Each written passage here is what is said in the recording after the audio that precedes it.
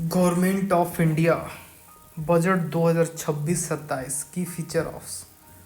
आज तो पॉसिबल नहीं है, कल इसका डेप्थ एनालिसिस। ये है कुछ बेसिक चीज़। इंडियन इकोनॉमिक ट्रेजेक्टरी, विकसित भारत को लेकर के स्टेबिलिटी, ये है। इसी को एनालिसिस करना है, रिसर्च करना है, उसके बाद एक स्टेबल तरीके से। Pillars of growth and development, total 23 page. 3 equity support. Okay,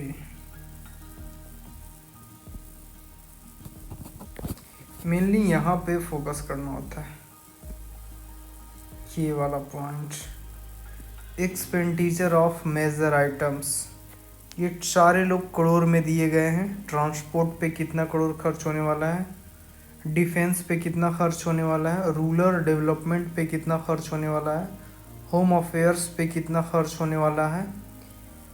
transport पे सबसे ज़्यादा इस बार खर्च करने वाली है सरकार।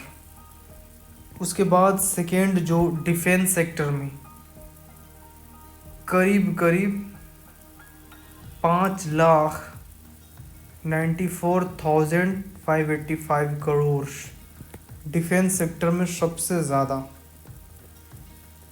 रूरल डेवलपमेंट, उसके बाद रूरल डेवलपमेंट में तीसरा नंबर पे रखा है, जिसमें 2,73,108 करोड़ रुपए खर्च करने वाली है गवर्नमेंट इस वर्ष। होम अफेयर्स में टोटल 2,55,234 करोड़ रुपए खर्च करने वाली। एग्रीकल्चर में करीब 1 लाख करोड़ के आसपास, 1.5 लाख करोड़ के आसपास खर्च करेगी। एजुकेशन में 1 crore 39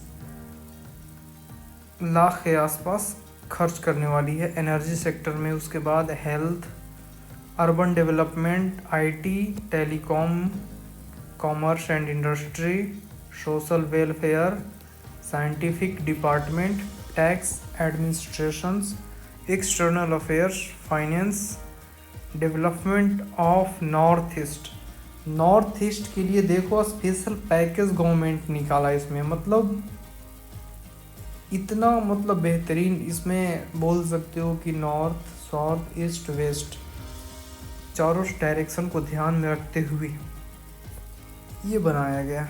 development of north east के लिए स्पेशल 6,812 करोड़ रुपए खर्च। ट्रांसपोर्टेशन में सबसे ज़्यादा, डिफेंस में, उसके बाद रक्षा में तो जाहिर सी बात है। रूरल डेवलपमेंट अभी कुछ दिनों के बाद स्टेट वाइज भी बजट आ ही जाएगा।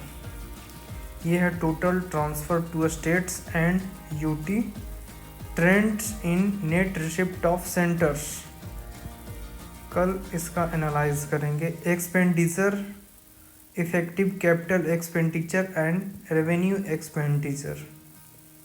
रिसिप्ट में capital receipt and revenue receipt, सब चीज़ के बारे में जानेंगे। रुपीज़ गोज टू, कहाँ से कहाँ रुपीज़ जाता है, टैक्स कहाँ कहाँ लगता है। स्टेट शेयर टैक्स में 22%, finance commission and other transport 7%, central sponsored scheme 8%। Rupees comes कहाँ कहाँ से आता है, कॉरपोरेट टैक्स से आता है, बोरोइंग एंड लाइबिलिटीज़ से आता है, नॉन डेब्ट कैपिटल रिसिप्ट से आता है, नॉन टैक्स रेवेन्यू से आता है, जीएसटी एंड अदर टैक्स से आता है, कस्टम से आता है, यूनियन एक्साइज ड्यूटीज से आता है, इनकम टैक्स सबसे ज़्यादा आता है। कहाँ से आता है, बोरोइंग एंड लाइबिलिटीज़ से। सरकार सबसे ज़्यादा उधार लेती है, वहाँ से आता है। उसके बाद इनकम टैक्स से आता है 21%, इनकम टैक्स। कॉरपोरेट टैक्स से 18% आता है। डेफिसिट रेंड यहाँ पे दिया गया है कि फिजिकल डेफिसिट में कैसा रेशियो रहा है जीडीपी को ध्यान में रखते हुए। Revenue deficit, primary deficit, effective revenue deficit, ये फिजिकल मैटर्स का पार्ट है।